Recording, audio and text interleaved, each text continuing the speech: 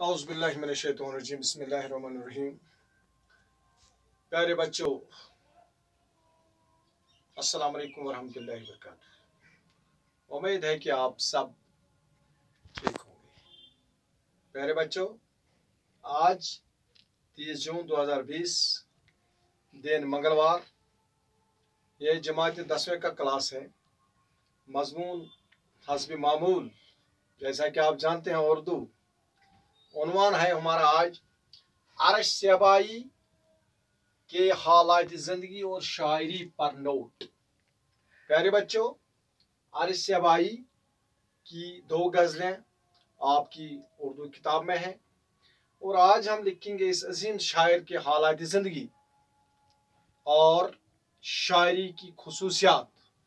क्या शायरी की इसने, इसके मौज़ूआत क्या थे, इसने उर्दू नज़म को क्या दिया। प्यारे बच्चों, बार बार मैं कहता हूँ और आज फिर कहूँगा कि एग्ज़ाम में, इम्तिहान में सवाल होता है, किसी एक शायर के हालात ज़िंदगी और शायरी का खुलासा पेश कीजिए। उसके 10 नंबर होते हैं और आप गौर से सुनिए। आप निकालिए अपनी उर्दू किताब का पेज नंबर 145, 145 उर्दू छू समझ कशर पे 145 सब कड़ियो तो कर समझान कोशिश तय अरश सेबाई कुस हालात जिंदगी, अम पत उर्दू मज क्या कोर कंट्रीब्यूशन क्या क्या दित उर्दू शायरी। प्यारे बच्चों, हालात जिंदगी में सबसे पहले आता है तारुफ। क्या है तारुफ इसका? तारुफ ये है कि नाम इसका क्या है, हिनिस राज अबरूल। अरश सेबाई का पूरा नाम है हिनिस राज अबरूल। इसका तखल्लुस है अरश। और कब पैदा हुए? यौम पैदाइश है 6 सितंबर 1930 ईस्वी को। कहाँ पैदा हुए? ये सहरी पलाई तहसील अखनूर में पैदा हुए। प्यारे बच्चों, निकालिए आप किताब का सफ़ा नंबर 145, गौर से सुनिए। सबसे पहले अरश सेबाई की हालात जिंदगी। प्यारे बच्चों, मैंने आपको बताया नाम, तखल्लुस, यौम पैदाइश, जाय पैदाइश। इसके बाद थोड़ा हम देखेंगे कि तालीम के बारे में, इसने क्या तालीम पढ़ी और फिर क्या किया इसने। यह आता है हालात जिंदगी में। प्यारे बच्चों, इसने मैट्रिक पास करने के बाद मजीद तालीम हासिल करने के लिए कॉलेज में दाखिला लिया, ठीक, लेकिन ये मजीद तालीम जारी न रख सके और इसी तालीम पर, इसी क्वालिफिकेशन पर ये रेडियो कश्मीर जम्मू में मुलाजिम लग गए और वहाँ ही ये रिटायर हुए, सुबकदोश हुए। यानी मैट्रिक पास करने के बाद ये इसने रेडियो कश्मीर जम्मू में मुलाजमत अख्तियार की और वहाँ ही सुबकदोश हुए। यह है इसके मुख्तसर हालात जिंदगी। ठीक है बच्चों, अब आप देखिए अदबी कारनामे क्या है इसके। अदबी कारनामे नहीं, इसकी शायरी की खुसूसियात क्या है, शायरी में इसने कौन सा हिस्सा अदा किया है। प्यारे बच्चों, अरश सेबाई की शायरी जिंदगी का आगाज कब हुआ? 1947, 1948, 18 साल की उम्र में, 17-18 साल की उम्र में इसने शायरी शुरू की। उर्दू के मशहूर शायर जोश मलिसानी के शागिर्द हुए।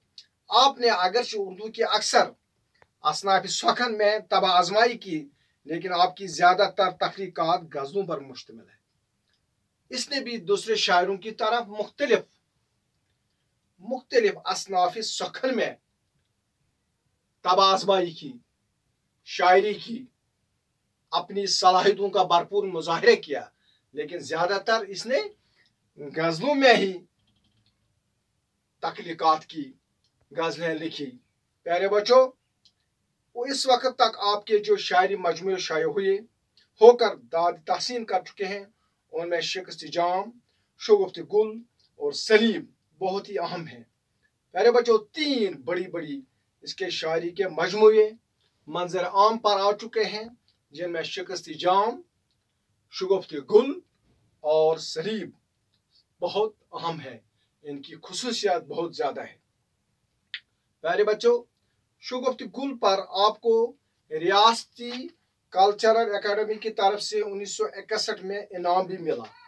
پیارے بچوں، اس نے جو مجموعہ شگفت گل لکھا، اس کو ریاستی کلچرل اکیڈمی جو ہے اس کی طرف سے اس کو 1961 میں ایک بہت بڑے انعام سے نوازا گیا۔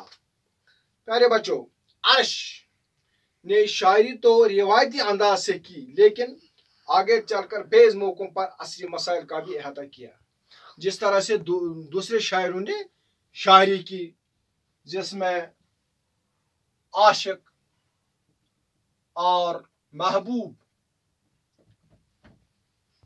کے بارے میں شاعر کی، لیکن اس نے بھی ایسی شاعری کی جس میں پیار تھا، محبت تھا اور عشق تھا محبوب کے ساتھ۔ لیکن اس کے علاوہ بھی اس نے کس نے بتائیے نا، آپ بتائیے ابھی کس نے؟ عرش سیبائی نے عصری مسائل کا بھی احاطہ کیا، مثلا سیاسی طور، اقتصادی طور، سماجی طور جو واقعات ہوتے تھے، ٹھیک ہے، جو سماج میں بدعات ہوتے تھے، جو سماج میں کبھی کبھی اچھے خوبیاں بھی تھی، ان سب کو اس نے اپنی شاعری میں لیا اور اس پر بہت خوبصورت شاعری کی۔ ان کی زبان صاف و رواں ہے، یعنی صاف، سادہ اور رواں دواں تھی عرش سیبائی کی زبان۔ اکثر چھوٹی چھوٹی بحروں کا انتخاب کرتے ہیں، سادگی ان کے کلام کا خاص خوبی ہے، اور کبھی کبھی وہ چھوٹے چھوٹے غزلیں لکھتے تھے۔ اور اس کے علاوہ ان کے کلام کا جو سب سے بڑی خوبی ہے، خصوصی ہے، وہ کیا تھی؟ وہ تھی سادگی۔ عام انسان بہت ہی آرام سے، بہت ہی بغیر کسی دشواری کے اس کی ساری جو شاعری تھی سمجھ پاتا تھا، اس کو کوئی پریشانی نہیں ہوتی تھی۔ پیارے بچوں، اکثر آپ دیکھتے ہیں، کیا دیکھتے ہیں کہ شاعر ایک ہی موضوع پر غزلیں نہیں لکھتے ہیں، ایک ہی موضوع پر فوکس نہیں کرتے ہیں۔ اسی طرح سے عرش سیبائی نے بھی زندگی کے تمام معاملات، واقعات، روایات پر اپنا حق نبھایا۔ پیارے بچوں، مجھے امید ہے کہ جو میں نے آپ کے سامنے مختصر طور عرش سیبائی کی حالات زندگی بیان کیے، اور شاعری میں اس نے کیا کیا، کون سی شاعری کی، اس پر بھی تبصرہ کیا، اور مجھے امید ہے کہ آپ نے اس کو اچھی طرح سے سمجھا ہوگا۔ آپ اپنی کتاب 145 نکالیے اور 1-2 دفعہ لیکچر بھی دیکھیے اور وہ کتاب بھی دیکھیے، اس کے بعد سمجھنے کی کوشش کیجیے۔ سمجھنے کے بعد آپ اس کو اپنی کاپی پر اتاریں اور یاد کریں۔ پیارے بچوں، اگر آپ کو کسی جگہ آپ کو مشکلات ہے، پریشان ہو جائے گی، تو میں نے آپ کو کہا، میں نے آپ کو نمبر دیا اپنا، اور مجھے امید ہے کہ آپ میرے نمبر پر مجھے کال کریں گے، 9906730851۔ یہ نمبر سب کے پاس ہے، تمام شاگردوں کو، بچوں کو میں نے دیا ہے۔ اسی نمبر پر مس کال کرنا، کال نہیں کرنا، فل کال، تو میں ہر ایک چیز کو سمجھانے کی کوشش کروں گا۔ اچھے بچے، جو میٹرک کے بچے، آج بھی 2-3 بچوں نے مجھے فون کیا اور کرتے ہیں فون۔ مجھے امید ہے اگر آپ کو سمجھ میں کوئی دقت آئے گی تو مجھے فون کرنا، اور انشاءاللہ میں کوشش کروں گا کہ آپ کو زیادہ سے زیادہ سمجھانے کی۔ اور انشاءاللہ کل ہم 1 جولائی کو، کل 1 جولائی ہے، انشاءاللہ کل ہم عرش سیبائی کی غزل نمبر 1 پڑھیں گے، ٹھیک ہے؟ اس کے لیے تیاری کر کے رکھنا، اور یہ غزل پڑھنا۔ میں کل غزل آپ کے سامنے پڑھوں گا اور آپ کو بھی پڑھنی ہوگی، لہذا کل میں لائیو کلاس لوں گا، آپ کا ویڈیو، ڈائریکٹ ویڈیو، लिहाजा गजल नंबर 1, कौन सा वो जख्म दिल था जो तर ताजा न था, जिंदगी में इतने गम थे जिनका अंदाजा न था, हम निकल सकते भी तो क्यों कर हिसार जात से, सिर्फ दीवारें ही दीवारें थी दरवाजा न था। ठीक है, उसकी आंखों से नुमाया थी मोहब्बत की चमक, उसके चेहरे पर नई तहजीब का गाजा न था। प्यारे बच्चों, गजल नंबर 1 का आखिरी शेर, जिसको मक्ता कहते हैं, जिसमें शायर अपने तखल्लुस, अपने नाम के बदले अपना तखल्लुस इस्तेमाल करता है। देखिए तखल्लुस क्या है, अरश उनकी झील सी आंखों का इसमें क्या कसूर। अरश शायर का तखल्लुस, अरश उनकी झील सी आंखों का इसमें क्या कसूर, डूबने वालों को गहराई का अंदाजा न था। इंशाअल्लाह कल इसी वक्त मैं आपको ये अरश सहबाई की पहली गजल पढ़ाऊंगा।